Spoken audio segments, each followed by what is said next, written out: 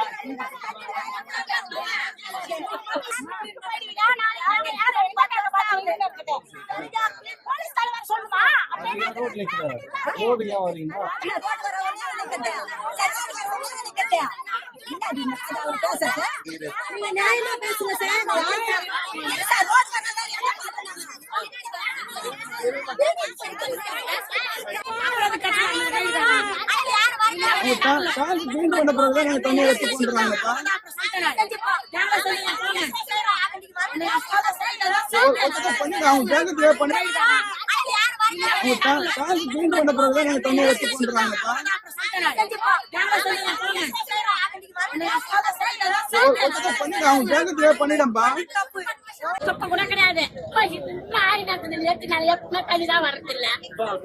பெங்களூர்ல தண்ணி வந்து கிட்டத்தட்ட ஒரு மாசத்துக்கு மேல ஆகுது, சுத்தமா தண்ணி வர்றது இல்ல.